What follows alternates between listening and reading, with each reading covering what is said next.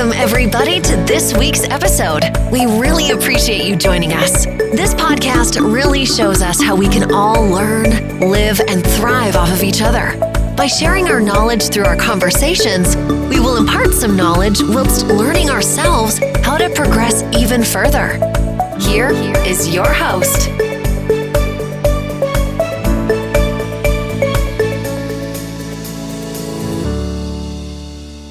Welcome, everyone, to the Richness of Our Lives podcast.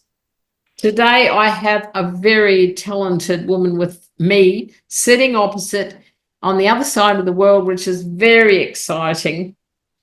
And today's conversation, I think, will be very illuminating for you. This woman has lots to share. She has a wealth of knowledge that you will enjoy hearing all about her life, her adventures. Her name is Jacqui Reddin-Williams. She is in France and has been there for some time, but that's not where she started. She started in Ireland. Her parents moved to the UK. Of course, they took the kids with them. And from there, met her now husband and ended up in France. Now, what happened in between and what's happened since is quite profound. Now, some of who she is and what she stands for will obviously be revealed today. But let me just tell you a little bit, just to whet your appetite. She was an actress, one of the top voiceover people in the UK, which is commendable. And then when she moved to France, she then turned her hand to other things with her and her husband, a couple of kids. She is a grandmother now. She is an absolutely passionate, let's not forget this, Jacqui, a very passionate dog owner, and takes her dogs on the most amazing things, educates people. But look, we might get to that, but there's so much else to share. A real estate Wonder Woman, absolute Wonder Woman, and a coach, just to throw it all in there.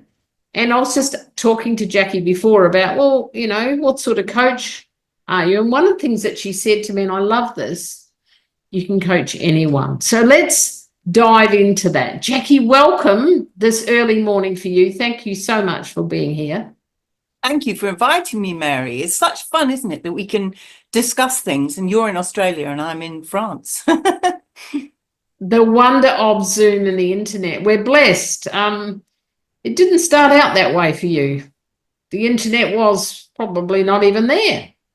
No, it wasn't. Not at all. In fact, you know, now I live in France and I help people move to France.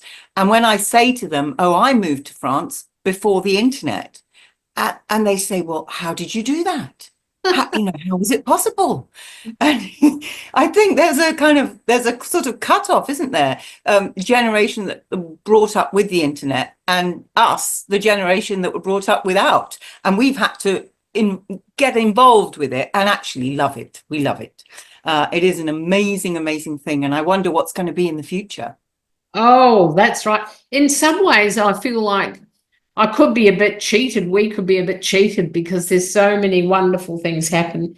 Now, you're a pretty dynamic woman. I've known you for quite a few years now. We've never met in person, by the way. But where will we start? Tell us about being an actress. Let's start there because we can. Well, it's really interesting because I'm about the third generation in my family. My grandfather was a director of Paramount Pictures. He was the publicity director.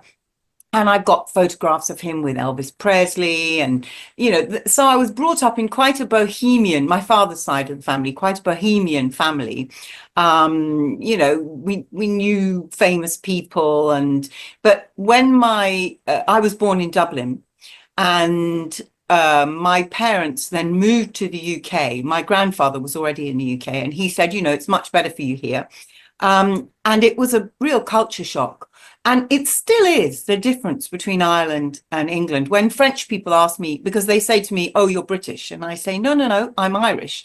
And they say, what's the difference? And I said, well, if you ask the way and you're lost, and you ask the way in England, they'll tell you, you turn right, turn left, there's a roundabout, go straight on. You ask the way in Ireland, they go, Asha, where are you going? Come on over to my place. We'll have a cup of tea and then I'll take you there. And that's the difference. In Ireland, everyone is a friend. Everyone you meet is your friend. And I can honestly, genuinely say it's still like that. Whereas in England, it was a culture shock to my parents, especially for my mother. And very sadly, in those days, there were signs in shops and certainly in, excuse me, in bed and breakfast, no dogs, no blacks, no Irish, which now to us is just so shocking. But my mother daredn't speak to people because as soon as she opened her mouth, she was Irish and people judged her. And I think that was part of my upbringing, never to judge people, never judge people. It just seemed so wrong to me. But anyway, to go back to your question, my parents sent me to an Irish boarding school in England, where lots of Irish nuns who were wonderful, and I owe them so much. It was a fantastic, it's still going, girls' school called Thornton College in Buckinghamshire. And they realized we used to do musicals, and they realized that I had some talent. And so they gave me free singing and drama lessons. And I just flew, I literally flew. On the other side, I had my father saying, you've got to go to university, you've got to. So I got into uni and then I rebelled. I just said, look, I've done what you asked. Let me go and be an actress. So I went to the Bristol Old Vic Theatre School. I was one of, I think, 7 who got in. There were 3,000 applications. Wow. Yeah, it was amazing. I was quite young. I was 17. And then I just went from there, really. I've always considered myself lucky. I can sing, I can dance, I can do a bit of everything, really. And so I just always worked, I got work, and it was such a great time because in the early 80s, women were set free from a kind of mid 60s onwards. We were set free. We had the pill, we had, it was a totally different world. And of course, coming out of pretty much 18 years in convent, I had fun. I enjoyed myself. I was in London and it was a great life, a great life. Oh, that's just brilliant. And so from being an actress, you went on to voiceover, is that right? Yeah, again, that was just luck. I had a baby, I had my daughter, Jenna, and my agent said, Jacqui, do you know what a voiceover is? And I said, no, what? She said, well, look, they are looking for someone who looks like the girl. It was for predictor pregnancy testing kit. And she said, they're looking for someone to do the voice who looks like the girl. And you look like her. She said, I want you to go along and pretend you know what you're doing. Actually, I've used that a lot in life, Mary. I pretended I knew what I was doing. And so I did. And I got a huge amount of money. And I thought, this is money for old rope. And I was quite good at it. And you were only booked for an hour. And it took 3 minutes. And so the rest of the time I was chatting. I'm quite good at chatting.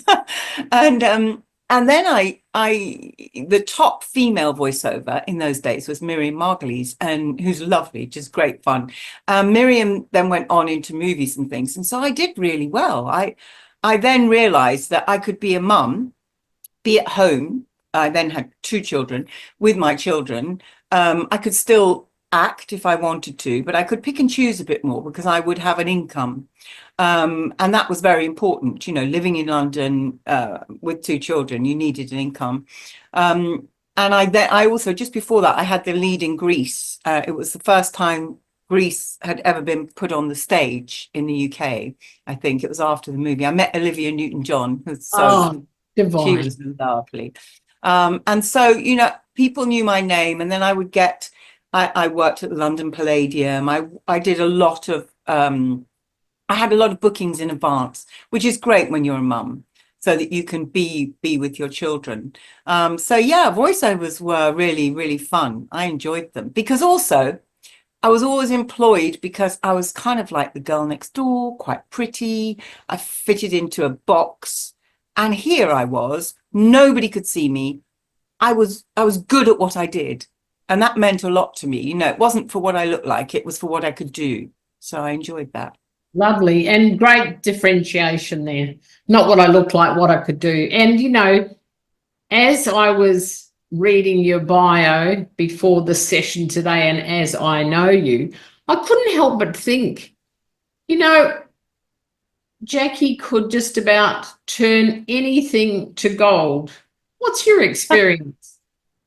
Yeah, yes and no. I mean, as I said, I've always thought I'm lucky. I just think I was born and brought up lucky, even though when I was a child, I can remember my mother taking all four of us and the pram, the baby in the pram, and asking for more credit at the local store. So we never had any money. And I think that has stayed with me. That sat on my shoulder for a long time. But as you get older, I think your priorities change. And you know, life throws you curveballs, to use that expression. Not that I know what a curveball is, but it's how you react to it. And in my coaching, there are a lot of things that are, you know, I'm jumping right to now, but there are a lot of things I've learned in my life, and one of them is you can't change a lot of things that happen to you. You can't. You have no power over them, but you have ultimate, absolute power over your reaction to them. And I think that's been my saving grace, is that my reaction, and I have on my wall something, I've got, it's in front of me. It says, things turn out best for those who make the best of the way things turn out. It's literally in front of me. I've always had it with me. And that's how I look at life. And so when these curveballs arrive, and, you know, when we moved to France, which is another story, but it was wonderful, I ended up looking after my mother who had Alzheimer's, and it was very, very difficult. You think when you don't know about Alzheimer's that it's, you know, someone putting coffee in the teapot, or, you know, it isn't. It's the whole person's taken away from you and replaced with someone else. And I realized that I could look at this, I could be angry that the rest of my family didn't really take that responsibility, or I could be glad and look at it and think, well, you know, at least I know she's being looked after, you know, because I'm doing it. And albeit it was in France and she didn't speak a word of French, but luckily the Alzheimer's kind of blurred that. She didn't realize that people weren't speaking English to her. So it was, you know, one of those things when these bad times hit, you can choose how to react to them. And I think that is the power of being a human being, is how you react to things.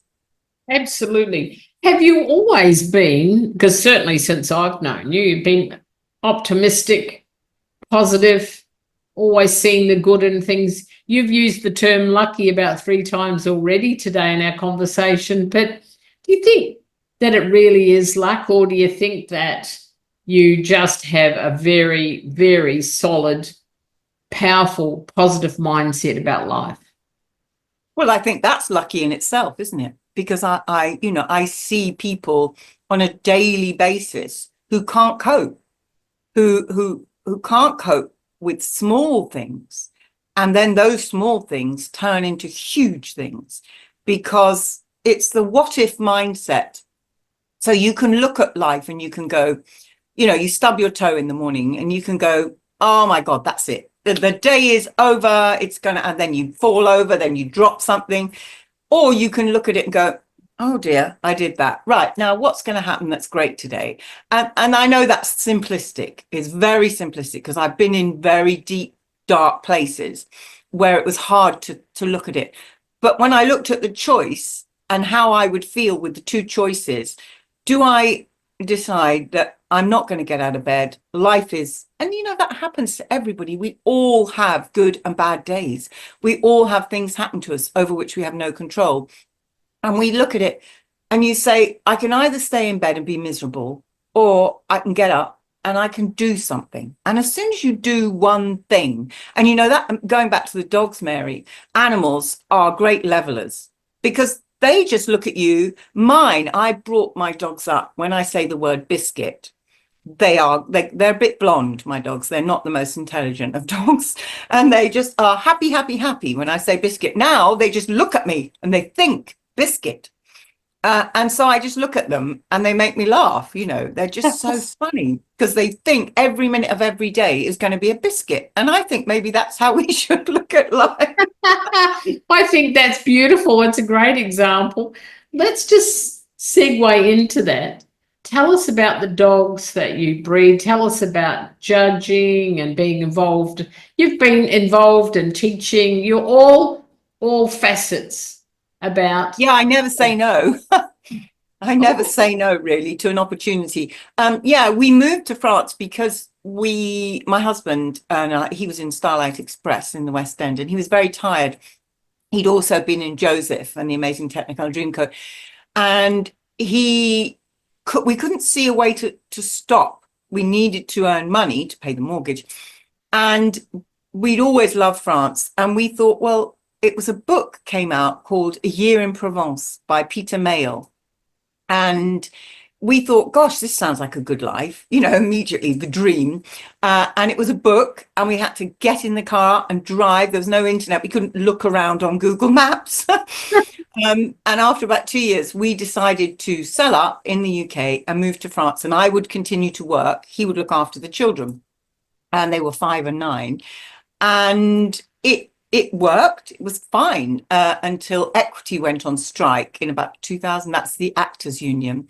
I commuted, and I just stayed at home for about 3 months. And I thought, I don't care about the money. I don't want to go back to the UK. I want to stay here. It's a very slow way of life. It's really old-fashioned. Families are all important. People don't. There's no keeping up with the Joneses. So a French person will buy a car. They will keep that car for 25 years. They won't care that it's not in fashion. They know it's a good car. They've spent money on looking after it. It isn't important. So priorities are totally different. Life is very slow. There's also the negative side to that, in the shops all shut between 12, well, not all, but most of them between 12 and 2. They've only just started opening on Sundays. But that's the positive side. I always say to my buyers, you're not buying an investment, you're buying a quality of life, which doesn't exist in the UK anymore. And one of the things I got into was I thought, well, maybe when I was an actress in London, I had a Yorkie called Lettuce. And that Yorkie used to come everywhere with me in a basket, to rehearsals, to shows. She was in the newspapers. And when I was pregnant, my husband said, you shouldn't keep the dog. And when you're pregnant, you're very, your emotions are quite high. And he went, yes, because Lettuce might bite the baby. Well, I just couldn't believe it. But he said, I really think you. So anyway, a friend of mine took Lettuce. It broke my heart. And then when I was in France, I had a miscarriage and I kept crying all the time. My hormones were all up and down. My husband said, what do you want? What can I do to make things better? I went, I want a Yorkie. And so one Yorkie became 2, 2 Yorkies became 5. And I think I had 9 at one point. Oh, I love. And it was too late for him to say anything by then, because no way were those Yorkies going anywhere. And the children then were on my side, they all loved them. And then in France, when you have a pedigree dog, you have to take it to a judge to be confirmed, for the pedigree to be confirmed. They rubber stamp it. So I went to a show and I really loved it. I thought, I'm terribly competitive. I always want to be number 1. And I got into it, and that was it. Off I went. And then Royal Canin, I used to go to New York to the shows every year, and Royal Canin launched a Yorkshire Terrier kibble.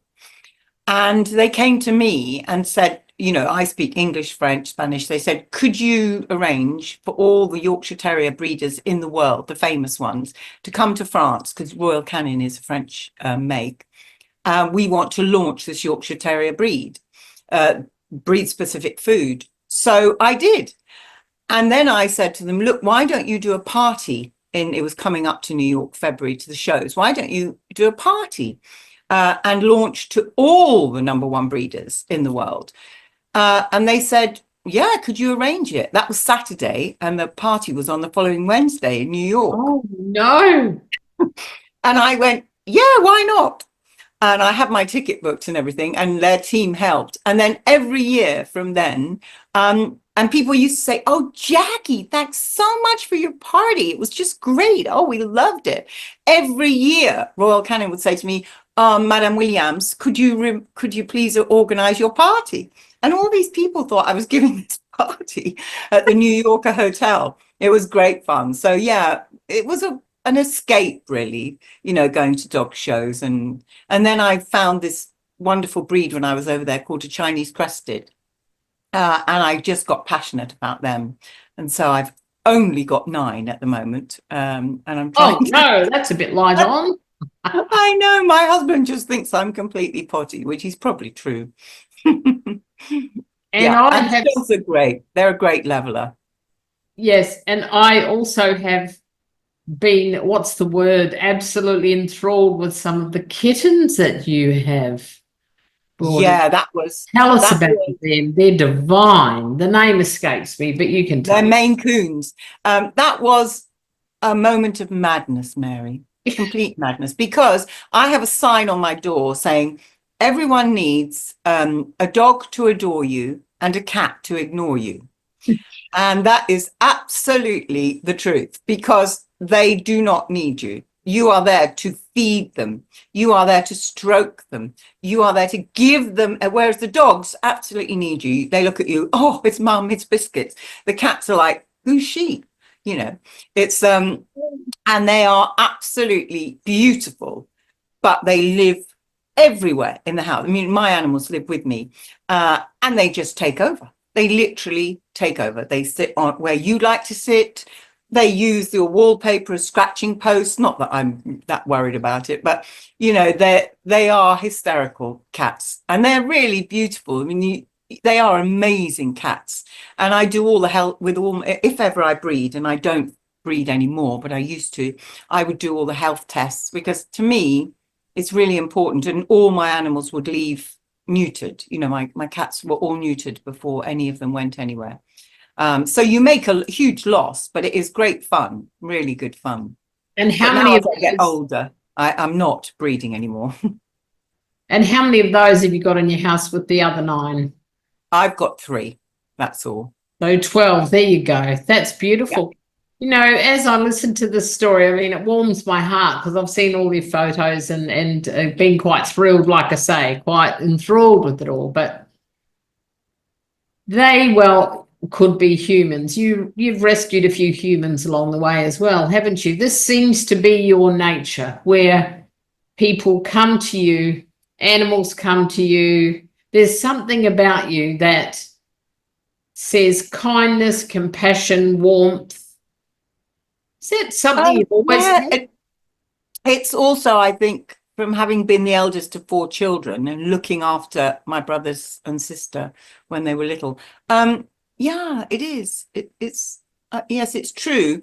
And I think it comes from really that I want to help. They know that I want to help. And when I first became an estate agent, which was just as many things in my life, a series of coincidences. I answered an advert for my grandson was born for a child car seat on an English-speaking group in France, a second-hand car seat.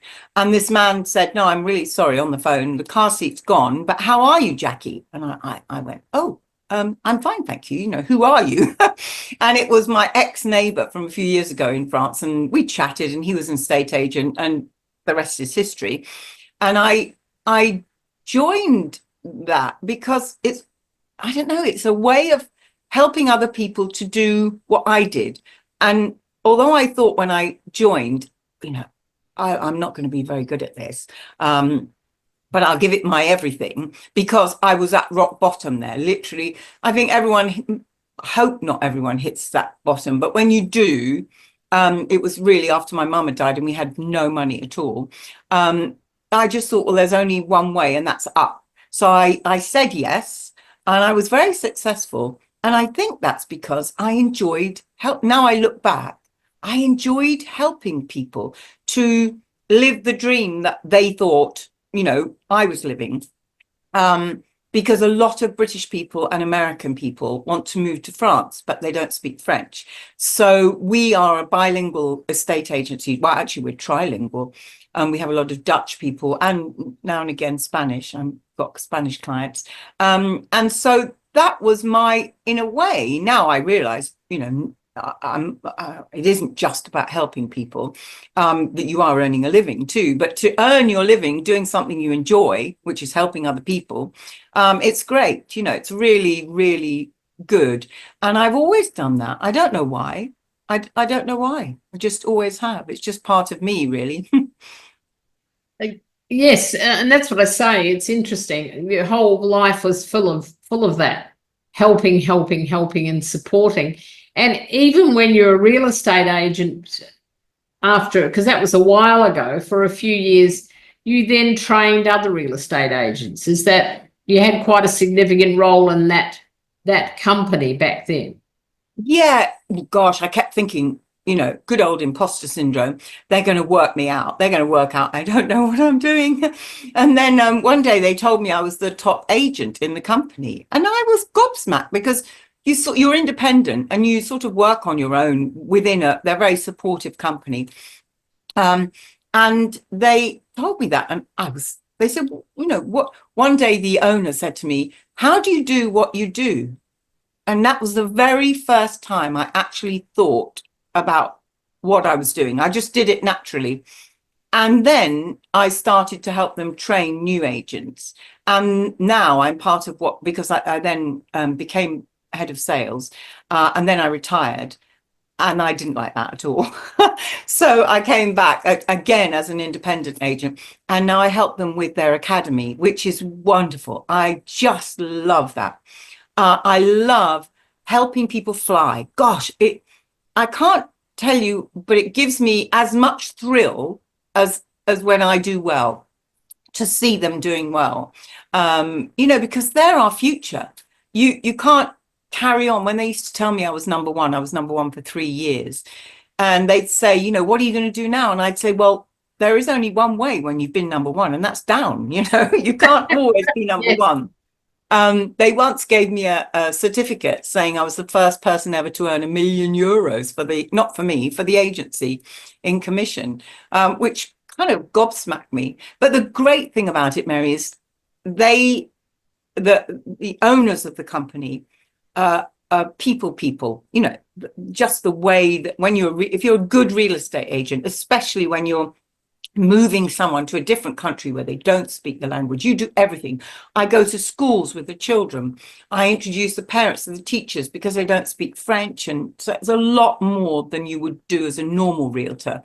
And the owners of the company saw that I couldn't stay doing that. I couldn't be on a conveyor belt, really, that I needed something to look forward to. And so they pushed me, and they put me into management. And I thought when I went into management, they're really going to work out I don't know what I'm doing. So I thought I either pretend I do, or I put my hand up and ask questions. And I put my hand up and I said, what is a KPI? I had no idea. There I was, 60 years old. No one had ever mentioned a KPI to me before. And they were very kind. And they explained to me it's a key performance indicator. Oh, I said. And then I worked out, they would show us spreadsheets with, all kinds of figures. But I didn't see the figures. And they, I think, realized that I saw those spreadsheets from a human point of view. From each agent, I would watch how they were doing over the years, how they went up and down on the spreadsheets, why they went up and down. They weren't just numbers to me. And I would then help those agents. So I had a company car. I drove 50,000 kilometers a year, helping those agents to do well. And it was a great, great job. I loved it. I really did. But, I realized that I couldn't carry on like that as I got older. And this year I'll be 70. And I thought, well, what can I give back? And actually, that's why I love your logo, rise up and give back, because that's what we should all be doing. We of a certain age, I think we should be giving back and helping other people fly, the younger people fly. Life's difficult for young people nowadays, much more difficult than it was for us. mentally. I'm doing work on mental health as well. I'm working with a wonderful lady in England called Sunflower Thinking. She's lovely, Mary Claire. She's taught me a lot, and she is a mental health facilitator. She's great. And so I'm translating things that she does in French to help. And then I also, as you say, I do motivation and mindset, because you can be the best at anything, but if you've got the wrong mindset, you'll just give up. So to me, that's, especially in my job, it's hard. You know, sometimes you don't earn money for 6 months, 8 months, but you're working. It's not like you're giving people an estimate and saying, you know, do you want me? You're actually doing the work. You're in the car, you're showing people houses. And if they don't buy them, you've got to have a mindset which says, that's fine. You know, they'll find what they're looking for and move on. You can't let it get to you. No, absolutely. And you retired, and then you were enticed back, or was it, oh, I've just got to be doing? And oh no, I wasn't enticed. They were very, very good with me. They understood. I mean, I burnt out a few years before that. I did have burnout. Well, I stopped before I burnt out, because they realized, they kind of said to me, you take a month, 2 months, 3 months salaried, just take what you want. And so that, my personal development kicked in much more than personally, rather than other people, looking at myself, you know, thinking, what do I want? And when I retired, it was the right time to retire. I was 67, and I just thought, I need time to think. I knew I wasn't going to stop, but I need time to think. And I didn't think I'd miss, you know, being a real estate agent. I always thought, well, I should be an actress, you know, that was my job. But actually, you can be, once you're an actress, you can be anything. You can act. And so that was probably the greatest talent that I was born with, that I can act. So I acted a real estate agent, I've acted a dog show presenter, I've acted all kinds of things. And one of these days, someone will work out that, you know, I actually didn't know what I was doing. I think that it's a great example of having courage, having fun, putting yourself out there. And the other thing that strikes me about you is you lead from the front. You walk your talk. Oh, yeah. You have to do that. Yeah, absolutely. You know, authenticity is probably your middle name, I imagine. Absolutely. You can't tell someone to do something unless either you've done it or you're willing to do it. And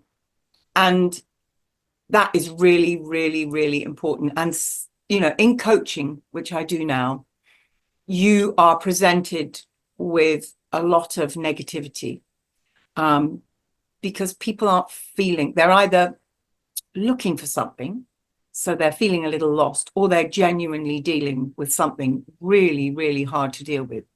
And you have to be able to sit with that, with them.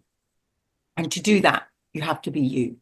You can't be a good coach, a good counselor, unless you are able to sit with those problems yourself and not take them home either, because that's also, you will think about them, but not make them your own. They're not yours, but you are in a really honored, privileged position that you are able to hear someone's thoughts.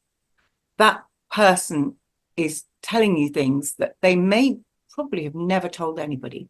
And you're just there as a kind of bouncing, to bounce their thoughts back to them in a different way. And quite often you're just repeating what they've said to you, but for them to hear it from someone else is so important. It's so, it validates what's going on in their head, which often they'll think it's something wrong with them. And it's not. It's never something wrong with them. No, It's just, yeah, you know, and that's why I think many years ago, I was and I know you don't have this in Australia, but I was a Samaritan in England. And you're not allowed to talk about it when you are, we call them Sams, when you're a Samaritan. Nobody knows, only your partner. And it took a year's training. It's a long training. And it's an association that was set up in the 50s for people who wanted to commit suicide. That was where it started. It's huge in the UK. And it's a phone line, 24/7. And it's someone to listen. And I thought, being a great talker, they'll never accept me. But they did. And they taught me to listen. Really listen. Listen without wanting to reply. Because that's what we all do. We have a conversation. It's like ping pong, isn't it? But listen and reflect. And actually, I missed that when I left the UK. Never really thought anything more about it. But then when I went into coaching, I thought, yeah, that is what they teach is pure coaching. And in the Samaritans in those days, you weren't allowed to reply. You had to reply with a question. And I don't know if you've ever tried that. It's actually really hard. It's a really hard thing to do. But as a coach, it's great because you're just rephrasing what the person's told you in a different way. And they then look at their problem in a different way. So to me, it's a wonderful, wonderful thing. Coach, everyone should have a coach. Everyone should be part of a group coaching because I think there's the power in the pack. I've learned that with the dogs. You know, I can have a dog that is very, has been, we don't know what, but mentally isn't very good. Within 6 months of being with my crazy lot, they're just as crazy as the others. They're just normal. I love the differentiation that you make, and I wanted to highlight this because I think it's fundamental.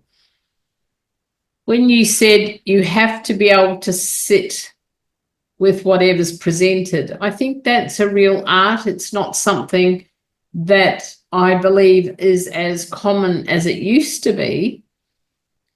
And I think it also requires a high level of awareness to be able to sit and just be with whatever your client, excuse me, be it coaching, therapy, mentoring, supporting friends in some ways, where you have to be able to tolerate it yourself. And that I think is a unique perspective. And I certainly can attest that's true. That's one of your strengths, if you like, that you are able to sit and just be with that, which tells me a lot about your awareness. But I guess the other thing is you bring so much to the table in so many facets of life that you do know what it's like to sit on the other side or to be in those gumboots, or do you know what I mean? And I think that's a lovely thing and a real gift.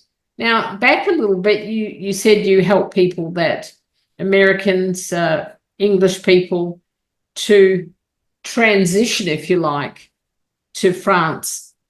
Do all the other real estate agents do all that? Help with the kids at school, introduce them here, or is that something that you do, that one of your services that you provide that's above and beyond?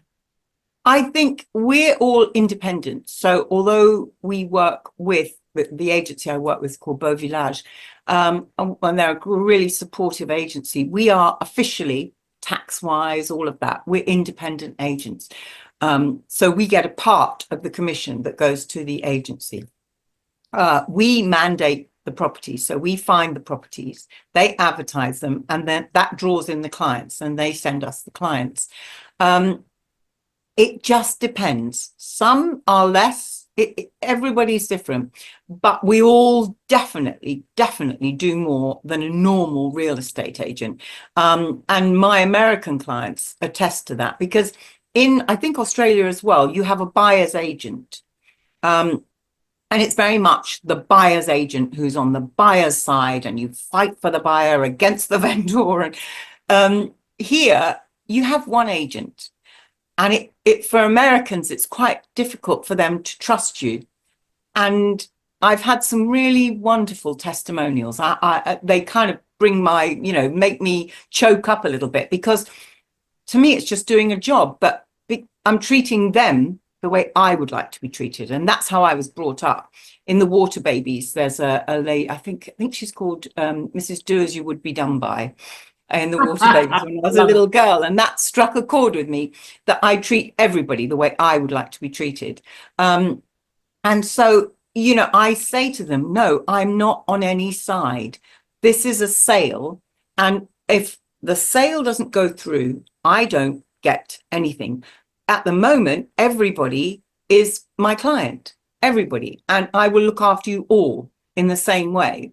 And in France, one of the banes of our lives, and even of French people, drives them insane, is paperwork. Oh my goodness, it's a nightmare, bureaucracy. And but even when people who've lived here I've lived here 31 years, it still gets to me. But it's part of life here, and it creates jobs.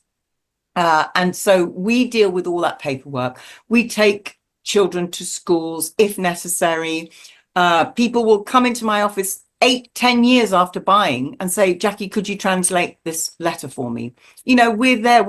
It's so much more. We become friends with the majority of people, even those who, because then there's the opposite. There are people, life gets in the way. They have to go back to the UK, or their grandchildren are in the UK, or their husband dies. They're very lonely here. They don't speak French. And we deal with that. And that can be it often is traumatic for them, because selling a property in France you're not making as much as it will cost you to buy one in the UK. So it can be quite traumatic. And we deal with everything. I've cleaned houses, people, because I realized that they were unable physically to do it. And I go in the day before to check and think, oh my God, this is I couldn't let any buyer move in here. So I've gone in and cleaned the house. You do what you have to do. And I think it was Maya Angelou said, people won't remember what you had or what money you have, but they will remember how you made them feel. And to me, that's really important, that people feel comfortable, reassured, and happy after they've worked with me as a realtor. That's really important. Oh my goodness. I think they'll feel really good talking to you today. There's just feel good moments all the time. There's another one and there's another one. There's just, one on top of the other. You're exceptional. That you're exceptional, and you do know how to treat people, and it certainly shows. Just for one moment, thinking about personal development, you've talked about mindset, you've talked about sitting where other people have sat. All of these things require some understanding of personal development. If someone's listening today and they're just like, this is fabulous, but my mindset's a bit, I don't know if I should venture down that path, what would you say to them? Gosh, I just wish I'd discovered it earlier. I don't think I've got enough time left to read all the books that I want to read. Thank goodness for Audible, because when I'm driving, I can listen to them.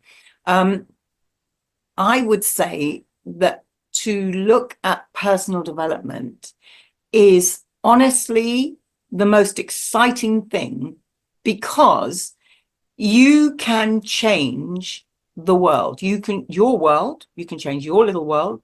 Some people, it gets bigger and bigger.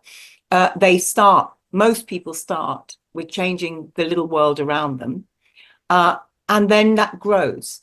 It just taking it as a name, but you look at Mel Robbins and her Let Them. To me, she's made a slogan, which I'm really for, but which touches the world. People understand it. Just let them. And that is, to me, I was brought up by an Irish Catholic father who was slightly bohemian, and I had very Catholic values. I was brought up religious, and I understand that Catholicism, I'm very grateful for Catholicism, but I'm equally grateful that I have the freedom of choice, the freedom of thought to make that work for me. Not that I think religion needs to be, changed to make it work for each person. Religion is a personal choice.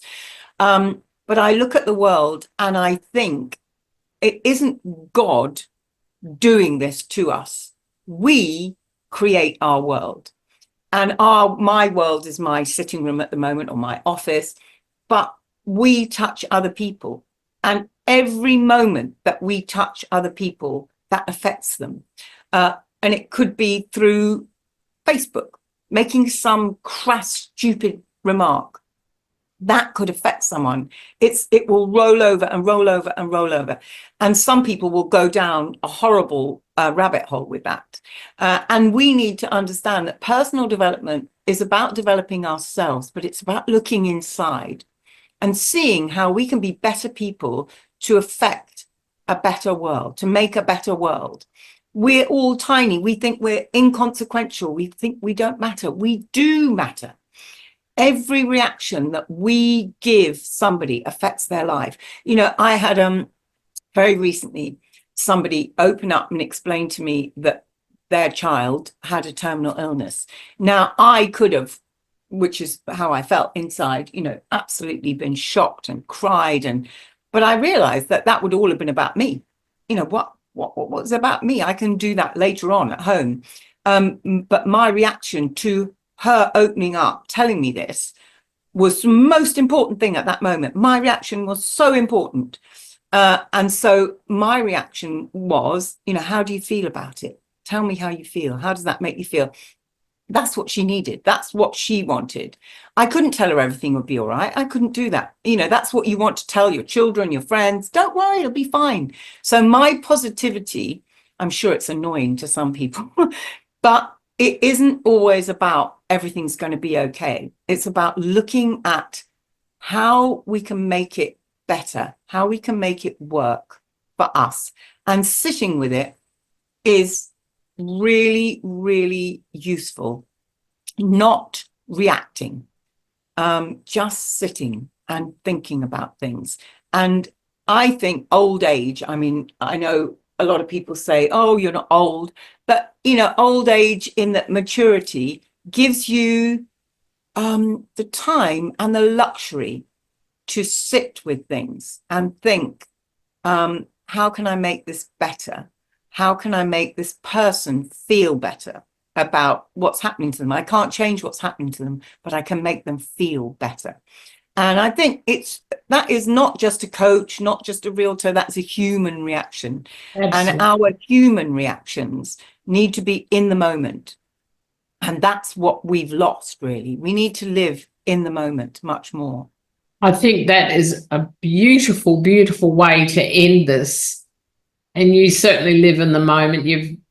Look, honestly, I think that you've made a profound difference I would think it's thousands of lives during your life. And I knew a lot about you before today, but I got some fresh information. And, I wish I could just stop you because you had so many treasures to share that will impact our audience. So I want to thank you so much for giving your time so freely and giving of yourself. You are a remarkable woman. Thank you so much for joining us today. Thank you, Mary. I didn't really think anyone would be interested in my little life, but it's just fun to chat. Absolutely. Well, you have a gorgeous day and thank you so much. Thank you, Mary. This week's episode has come to an end, but the fun doesn't have to stop here. If you have any questions, suggestions, or feedback, head over right now to Twitter and Facebook and like, share, and get involved. Join us next time.